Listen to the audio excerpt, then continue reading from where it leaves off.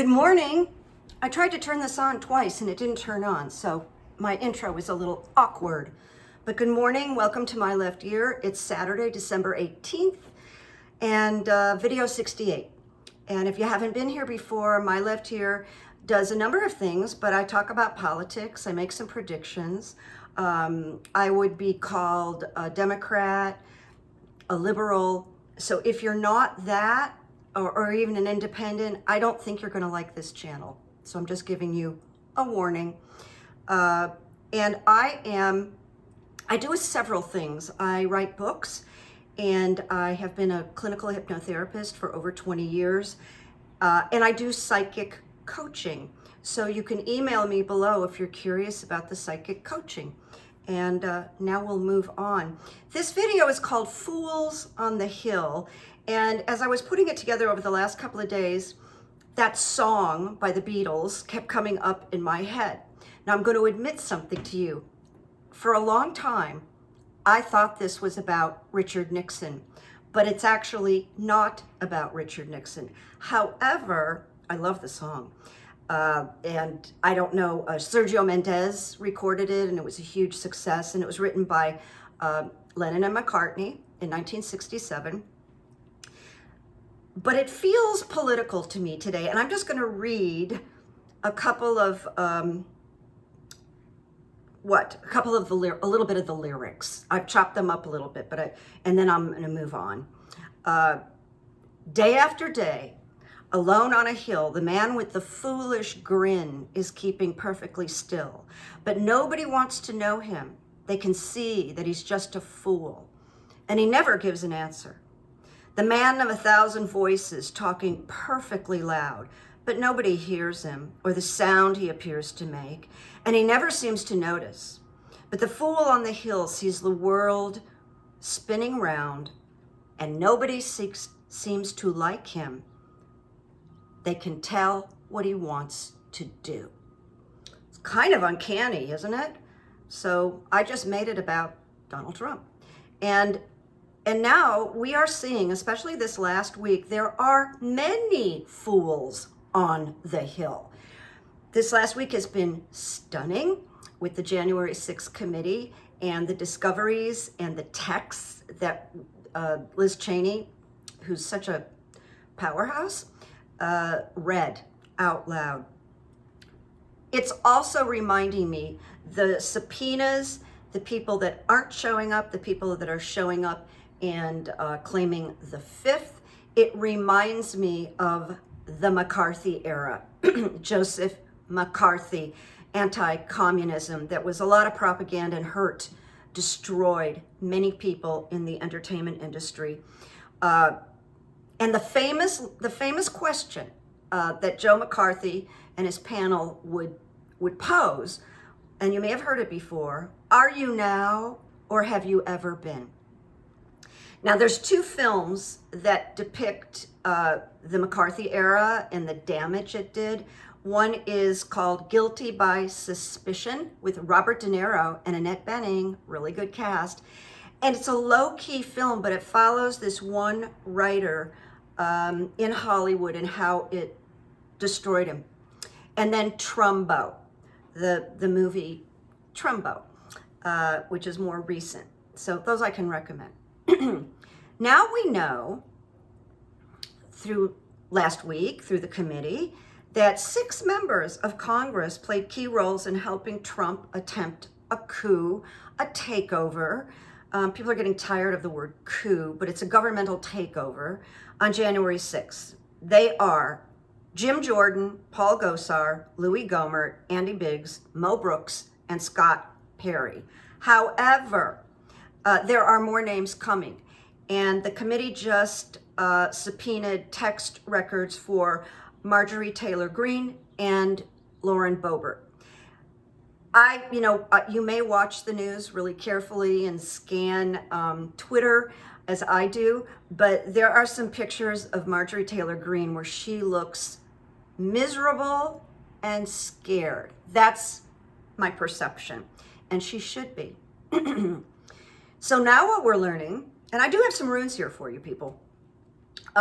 Mark Meadows is emerging as the epicenter of the takeover and the planning. This hadn't come into play until maybe this past week, like this, how big it is, how important he was. The interesting thing is, so many people are and will ruin their lives and have already ruined their lives with this involvement.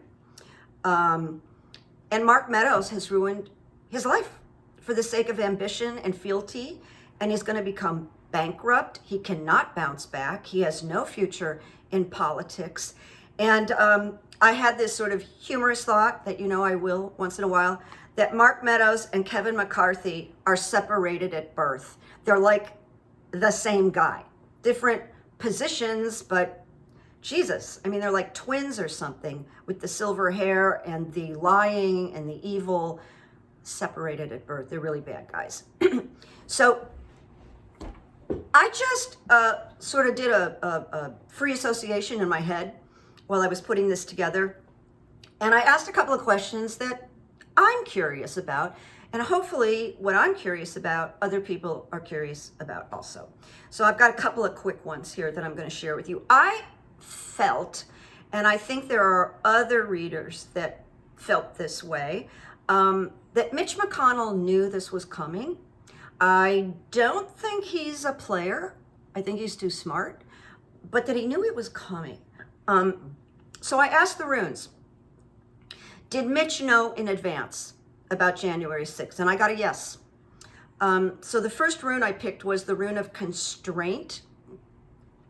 And constraint attracts limitations we cause ourselves. Its role is to identify our shadow, dark, and repressed side. So I think he knew, and he kept it in the dark, and he repressed it. I don't know if we'll ever prove it, and I don't know if it matters that much, but what could go on that Mitch doesn't know about?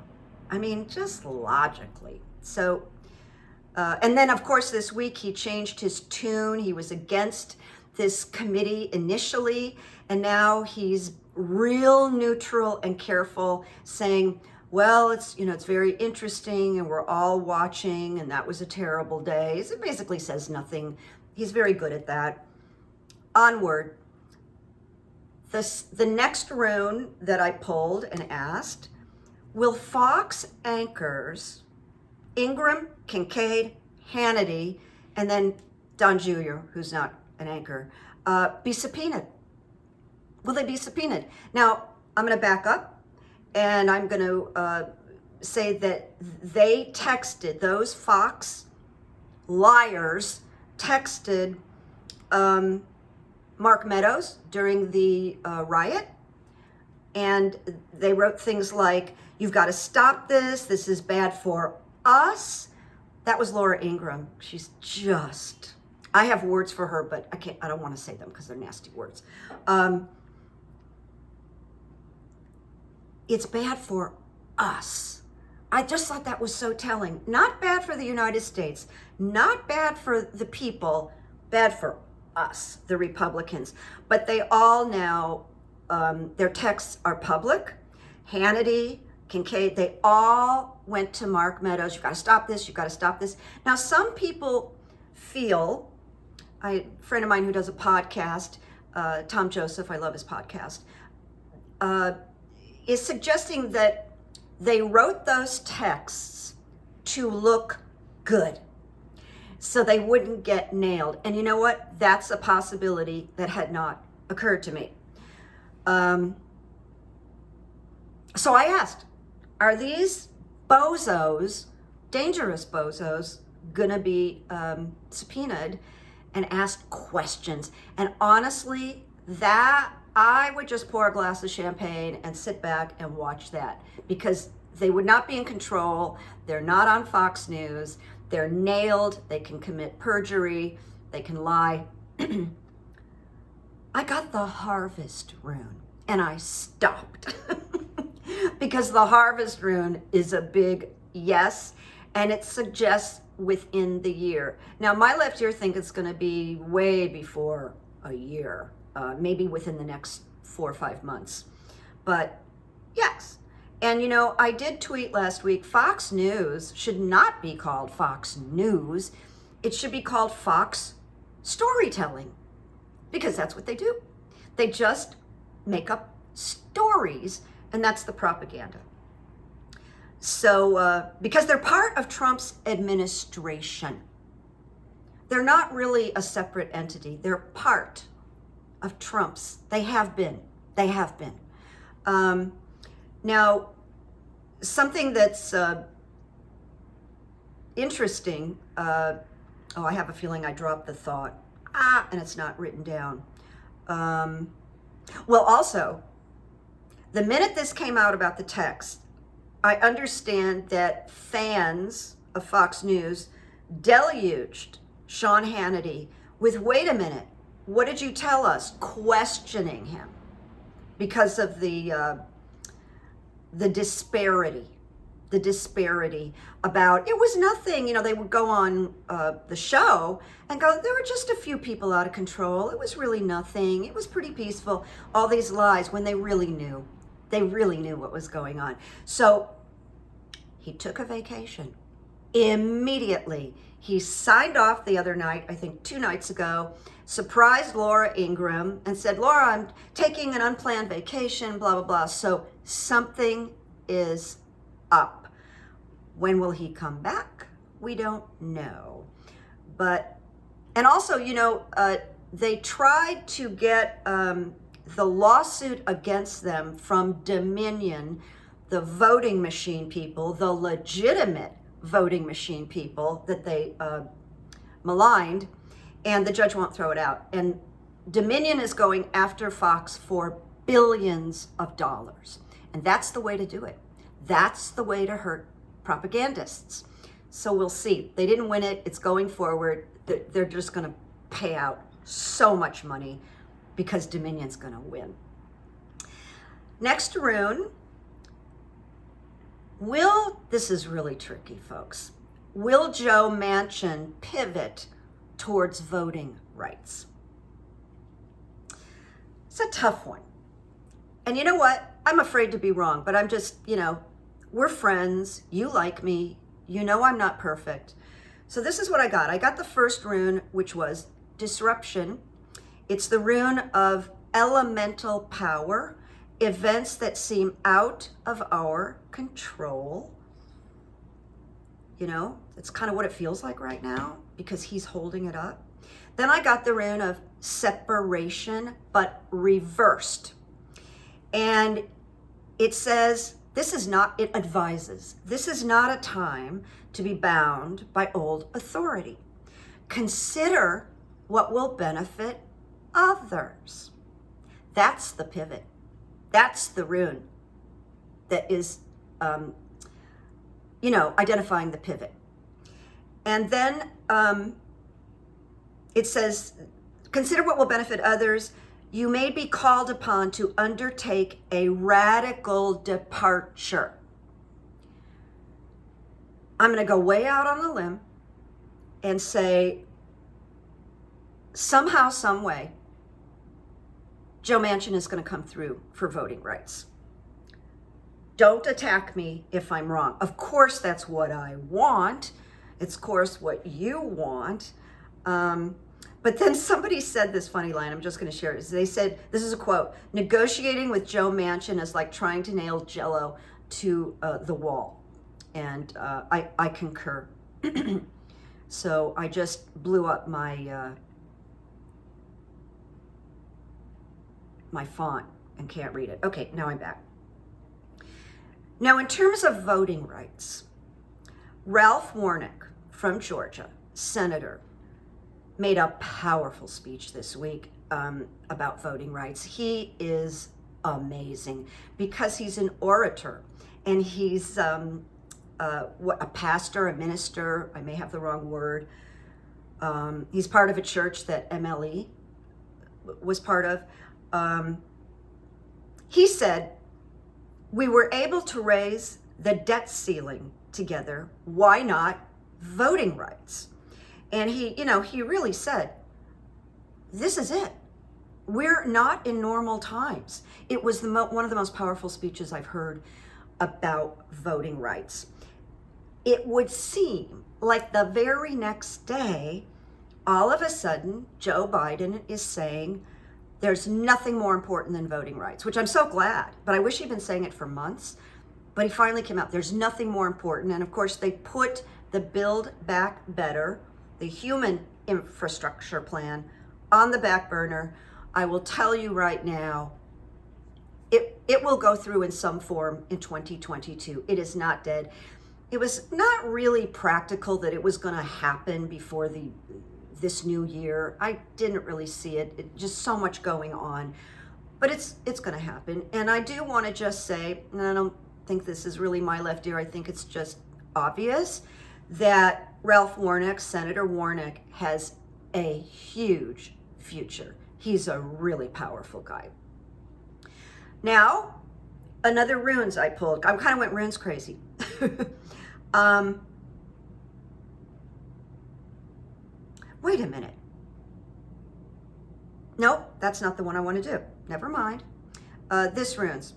Are oligarchs, those Russian guys with a lot of money, loaning Trump money?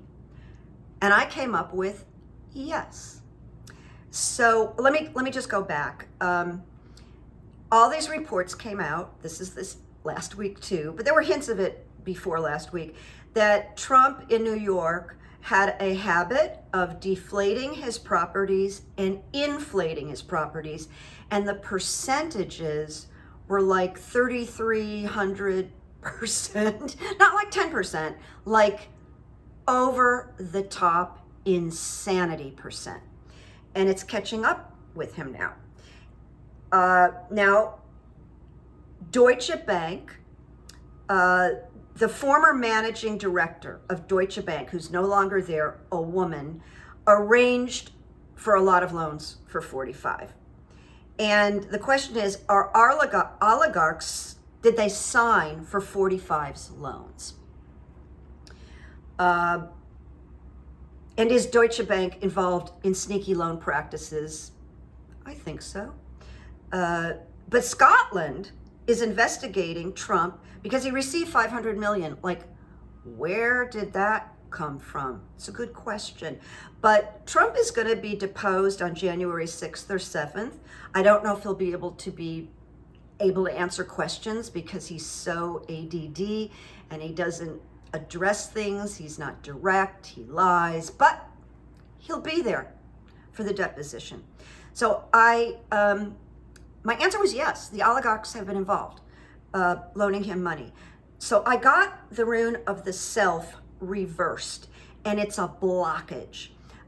It's a perceived outer enemy is really the self, and breaking past habits are key. The next one I got was movement, which is progress. And here's the word that caught me, that gave me this answer. Transit. Transit. How about transit of money? Whether they'll prove it is another thing, but they might. They might. The oligarchs won't get in trouble, I don't think. Want to share with you, watching Nicole Wallace, who I think is one of our greats.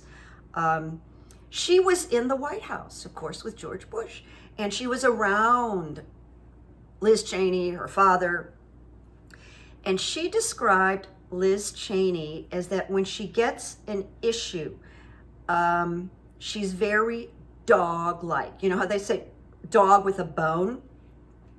She has focus, she has guts, she has tenacity. And I think she's one of the, I really would never vote with her. She kind of vote for her. She kind of scares me, her conservatism. And the fact is, she didn't even vote for voting rights in the House. Neither did Adam Kissinger. And he's leaving. Like, if we don't get the voting rights, we're going to repeat this. What was Liz thinking? So I'm not that happy about this. Not this happy. But they're good committee members, so I'm grateful for that. And her long game, Liz's long game, is to recommend Trump to the DOJ for criminal referral for obstruction And she named the code. She read the code. It's an obstruction statute. And she will succeed at that. She will succeed at that. Then I went to, will obstruction charges be brought against 45? Yes, I got yes. Now I'm just telling you the truth. I'm not trying to please you. Not everything is going to go perfectly. This is just a mess. But I got protection reversed. And that means no protection, okay? And it says, look carefully at all associations, take responsibility for your own actions. Like would Trump ever take responsibility for anything? No. And then I got possessions reversed. And that's frustration that can run from the trivial to the very severe. So in this case, it would be frustration that is very severe when he's brought up on charges. Then I got fertility, which you would think benefits him, but it benefits us. It means, yes, it's completion, it's new beginnings. But all of this is taking time. So I can't give you a time frame. I know you're probably aware that people who are intuitive are very bad on time frames, most of us.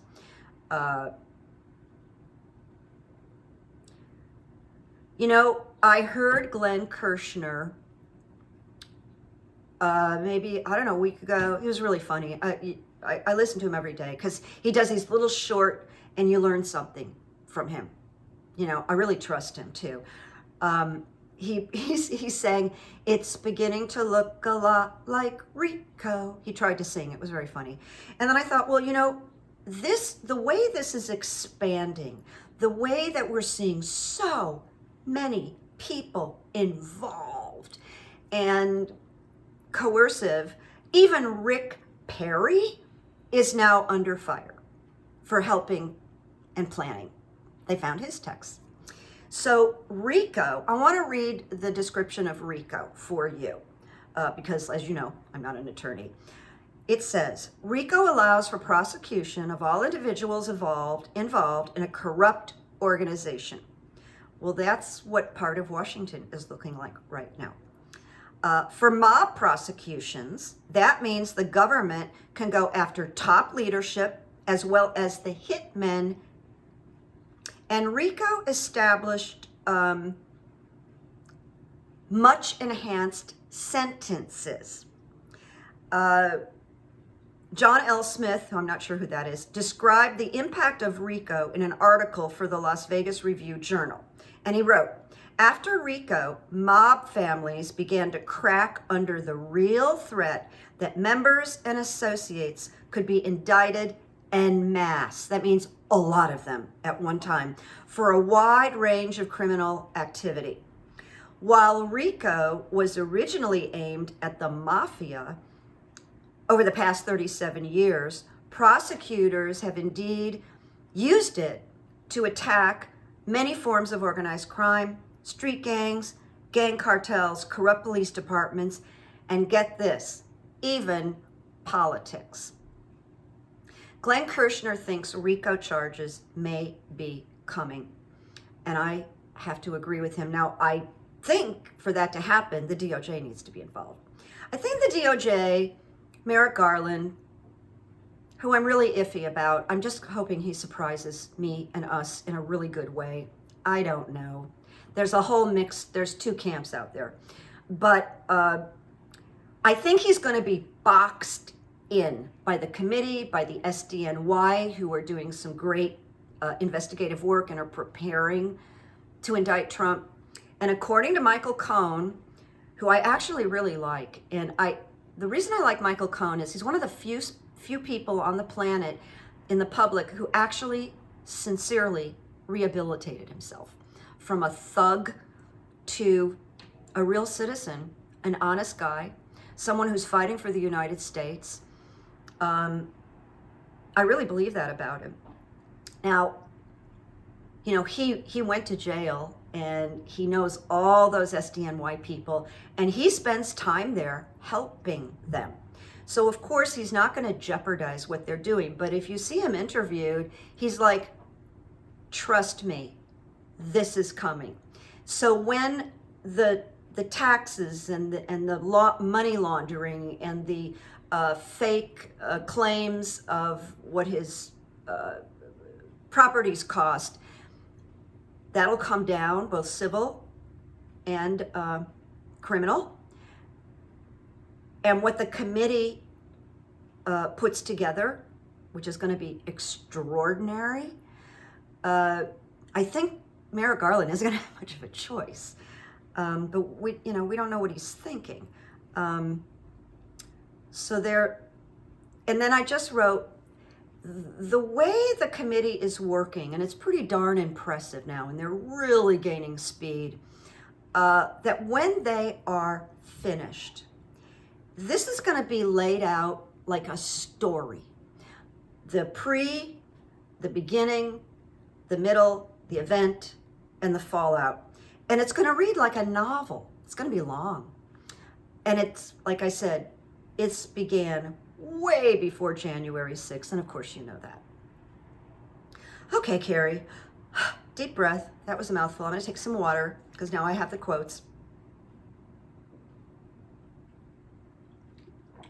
When I sat down to record this, Petey was right here looking adorable. And I thought, well, maybe I'll just let him sit through my little talk and people would enjoy that. And then he started batting my pen around and being like the Terminator that he is. So I had to put him in the bedroom, I'm sorry. And he'll just stay there and wait, and then he'll come out. And I'm using, by the way, some CBD oil on him because he's very hyper, and I think he lost my reading glasses. I can't find them.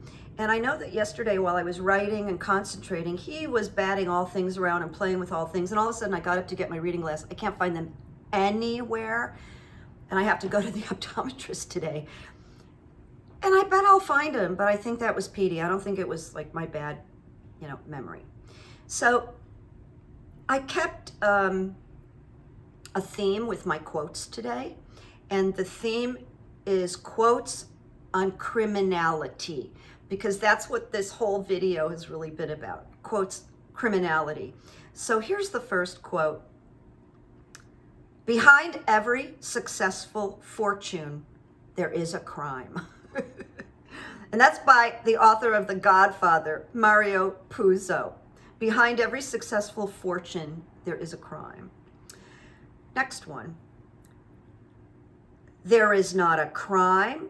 There is not a dodge. There is not a trick. There is not a swindle. There is not a vice which does not live by secrecy. And that was by Joseph Pulitzer. The next quote is by Seneca, who is a part of the Stoics with Marcus Aurelius, who I referred to last week. And Seneca said, "He who does not prevent a crime when he can, encourages it." It's funny how these things are so timely, isn't it? I mean, to me it is. Amazing.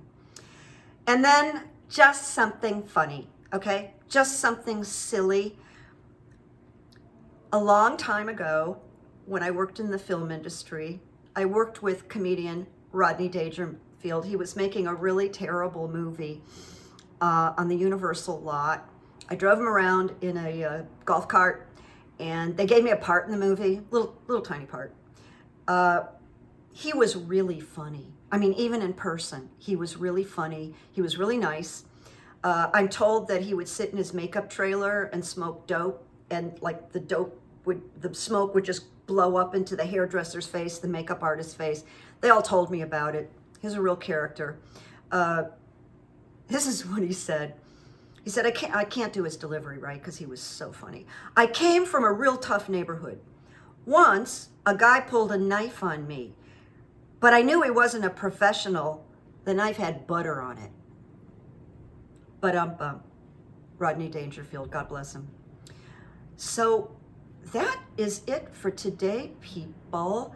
I'll be back next week. I'm in town for the holidays.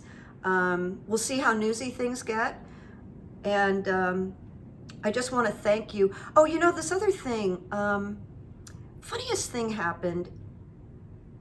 I told you guys about that I had good evidence about the good evidence because I had been invited and hired to speak with a book club about good evidence in January. And I just thought that is just so weird. And it's someone that showed up after 8 or 9 years to put this together, a woman I had worked with.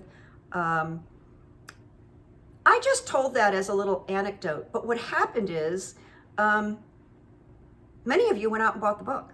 That was just like a really neat bit of more good evidence, and wrote me and like, oh my God, I just love this and da-da-da, and this is great, and you should do this, you should do that. And then I heard, because this was a weird week, I heard from someone I dated about 8 or 9 years ago, who I had not heard from at all. At least this woman I had heard from maybe once a year, but this guy just texted me out of the blue, and I'm like, what?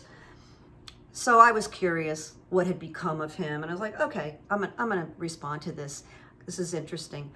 So I responded, very neutral, and he wrote me back, and he's actually being inappropriately flirty with me, because like, what are you thinking? I could be married. But he said, I have to tell you, ever since you and I met, the word evidence, and even over these years, has had a very special meaning for me. Well, that's not the end of the story. I was working with a client last night, and we were talking about energy, and I was encouraging her to just make a phone call to open up the energy, because I told her energy begets energy, and things will just kind of expand.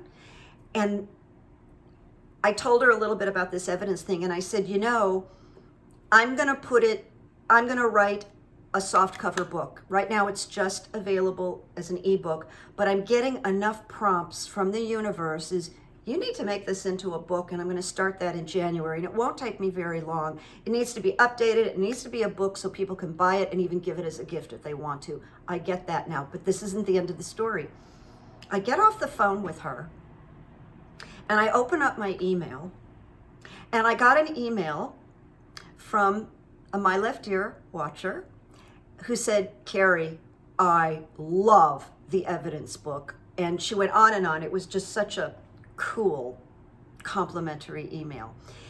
And she said at the end of it, God, I wish I had copies to give away. So talk about affirmation, talk about energy, talk about messages from the universe. So I just want to say to you, I know that energy begets energy. And when you don't know what to do, just do something. And it opens up the quantum field. All right? So that's my wisdom. And beyond that, I want to say stay safe, stay warm, get your boosters, be careful, and have a loving holiday. Whatever you're doing, have a loving holiday. Love towards others, love toward yourself, and charity. So there you go, guys. Saturday. Bye-bye. Bye-bye.